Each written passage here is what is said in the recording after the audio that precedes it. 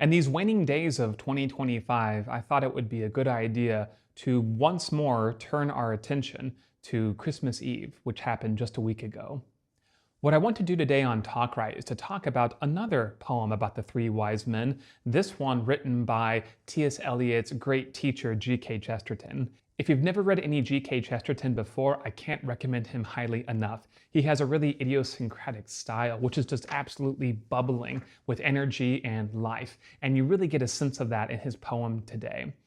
As 2025 draws to a close, I think it's a good idea to be looking forward and to be looking at what comes next and what comes ahead. And that's exactly what G.K. Chesterton does in this poem, which focuses not on Eliot's poem about the death of the old world, but about looking at our own presuppositions, our own presumptions about how the world sets itself out, realizing that those presuppositions are wrong, but then not falling into a kind of nihilism or despair, but embracing wonder and awe. So without any further ado, we have The Wise Men by G.K. Chesterton. Step softly under snow or rain to find the place where men can pray. The way is all so very plain that we may lose the way. Oh, we have learnt to peer and pore on tortured puzzles from our youth. We know all labyrinthine lore. We are the three wise men of yore, and we know all things but the truth. We have gone round and round the hill and lost the wood among the trees, and learnt long names for every ill, and served the mad dogs, naming still. The Wise Men by G.K. Chesterton. Step softly under snow or rain to find the place where men can pray. The way is all so very plain that we may lose the way. Oh, we have learnt to peer and pore on tortured puzzles from our youth. We know all labyrinthine lore. We are the three wise men of yore, and we know all things but the truth. We have gone round and round the hill, and lost the wood among the trees, and learnt long names for every ill, and served the mad gods, naming still the Furies, the Eumenides. The gods of violence took the veil of vision and philosophy. The serpent that brought all men bale, he bites his own accursed tail and calls himself eternity. Go humbly, it has hailed and snowed, with voices low and lanterns lit. So very simple is the road that we may stray from it. The world grows terrible and white, and blinding white the breaking day. We walk bewildered in the light. For something is too large for sight, and something much too plain to say. The child that was ere worlds begun, we need but walk a little way, we need but see a latch undone. The child that played with moon and sun is playing with a little hay. The house from which the heavens are fed, the old strange house that is our own, where trick of words are never said, and mercy is as plain as bread, and honor is as hard as stone. Go humbly. Humble are the skies, and low and large and fierce the star, so very near the manger lies, that we may travel far. Hark! Laughter like a lion wakes to roar to the resounding plain, and the whole heaven shouts and shakes, for God himself is born again, and we are little children walking through the snow and rain. One of the things I love about Chesterton, especially in his poetry, is the variety that we have of rhythm. You get this sense of him that he can never keep himself to one style for very long. He's too exuberant, he's too bursting with energy. So you'll notice when we're reading the poem, we have about 4 stressed beats. Step softly under snow or rain, step softly under snow or rain. And then in the last line, we'll have usually 3 beats just to kind of offset that rhythm, that we may lose the way, that we may lose the way. So he's making this rhythm a little bit various just to kind of catch you off guard. That's one of the things he does in some of his other Christmas poems as well. We also have variety of the stanza length. So some stanzas are 4 lines, some stanzas are 5 lines, and the last stanza is 6 lines. So constantly just stretching the meter and stretching the stanza length. Again, Chesterton, bursting with energy, can't keep himself to just one style. But anybody who reads Chesterton know that one of Chesterton's trademarks is the use of the paradox. And you get that in his books, you get that in his philosophy, you get that in his poetry, you get that in Chesterton the man, who some writers described as the prince of the paradox. So what paradox do we have here? Well, we actually have several that Chesterton has laid out for us. You have the initial paradox in stanza 1, that we may lose the way because the way is also very plain. You also get the paradox later on when Chesterton says that something is too large for sight and too plain to say. Chesterton embraces the paradox because it allows us to both recognize what we know, but also recognize what we do not know. And Chesterton is constantly undercutting mere human knowledge as a way of getting into the infinite and getting into what is beyond our knowledge. Okay, but how does the poem actually work? What Chesterton sets up for us is an adventure story. It's an adventure epic, probably the epic of epics. And we begin trepidatiously. He says to step softly under snow or rain. So when we set out on this journey, and we can think about it as a metaphysical or spiritual journey, but we can also think about it as a literal journey, the literal journey of the Magi. He says step softly, so we are going to take care as we initially set out because there are dangers. There is snow and there's rain, the hazards that we face when we go out. Then we have a little bit of backstory in stanzas 2 or 3. What are we setting out from? We are setting out from the old knowledge, the knowledge that taught us labyrinthine facts, the knowledge that taught us lore, that taught us to read the stars, that taught us everything, Chesterton says, except for the truth.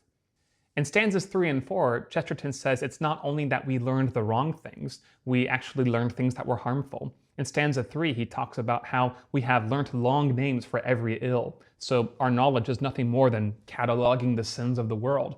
Kind of sounds like modern day news writing if you ask me.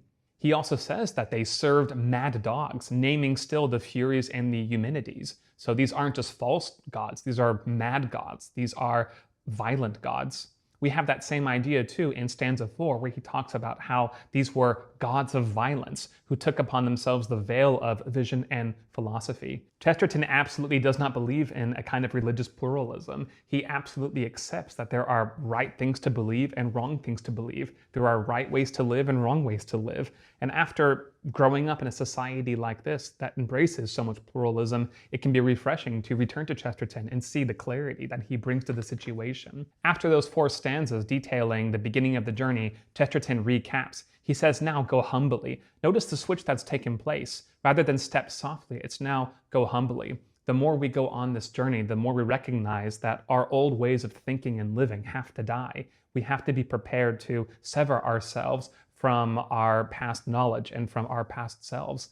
What that means is that we have to embrace humility, essentially saying, I am wrong, I don't know, and embrace faith. All right, so we are embracing faith, we are moving forward on our journey. So now what? Well, Chesterton says that the path is only going to get worse. Remember that he talks about the hail, the rain, the snow. All of the elements of the world are buffeting us and they're pushing us away. And it's in this world of disaster, it's in this world of strife and natural calamity that we move forward, but it's actually a world of light. And that light is ultimately emanating, he says now, from something too plain for sight, something too plain for words, which is the incarnation that he lays out in the next stanza. I love what he says about the light though, because again, when we have the snow, we have the hail, we're thinking about all the disaster of the world around us, those things that make our path difficult, those things that bring us discomfort and coldness. All right, so we've moved through the whiteness of calamity. We are approaching the whiteness of the dawning day. And then what happens? Then we come to the climax of the whole poem. We come to the birth of God. The birth of God, which is a child playing with the sun and moon, playing with a little bit of hay. And this image is just astonishing. And you can tell that Chesterton is astonished by it. He constantly refers back to this image of the eternity that is contained in a little cave, the eternity that's contained in a little child, something too great for the world born in the world. It's a paradox that I think captures his whole imagination. All right, so face to face now with this ultimate miracle, what's our response? Well, we have it in the next stanza. We have awe and wonder. The house from which the heavens are fed, the old strange house that is our own, where trick of words are never said, and mercy is as plain as bread, and honor is as hard as stone. What we realize is that all of the great questions of life are very simple and yet so vastly beyond our understanding. But we don't need to play word games anymore. We don't need to play tricks of philosophy. We don't need to read the stars. We need only see and understand and believe. From there, we go into the final recapitulation. Go humbly. Now, before we went humbly towards the light, humbly towards the manger. Now we go humbly out into the world, but with a new understanding. We ourselves were the humble ones approaching, but now we understand that the whole world humbles itself towards the incarnate God. Humble are the skies, he says. Before, the skies were the gods. Before, the skies contained the stars that led the way. But now those are the skies that are lower so as to be near to the manger from which all life proceeds. In our final stanza, we have the ultimate expression of Chesterton's absolute awe and wonder. He says, "Hark, laughter like a lion." Notice the paradox there. Laughter like a lion wakes to roar to the resounding plain. So now the world is waking up again. Now we are released from the eternity of the old ways of thinking, from the eternity of the old gods, because something new has broken into the world. Ultimately, what happens? We are the little children now. We are the little children through the snow and rain. We saw the child, and that child has become incarnate in us. I love this poem because Chesterton really takes us on the whole adventure of knowledge and wonder and understanding. We move from a place of very shaky faith, knowing that we simply need to get out of an old way of living and an old way of thinking. We have an encounter with a new way of thinking which we don't quite understand. And yet not understanding isn't an obstacle because we have seen, and that seeing is enough for that new reality to become incarnate in us, which is the Christ become incarnate in us. So as we move into 2026, I hope that we take this message to heart. Christmas isn't just a one-time thing that happens a year round. It represents a whole new beginning and a whole new way of being in the world. And as we approach the new year, I hope that we can also approach it with the understanding that we have invited to become whole new selves that contain the incarnate God. Hi guys, thank you so much for watching that. If you enjoyed that, go ahead and consider subscribing to my channel or also following me on Substack. And if you really like what I do, you might also consider checking out my book, Cheers, Around the World in 80 Toasts, a compendium of all the different ways to toast around the world. Thank you so much. Happy reading.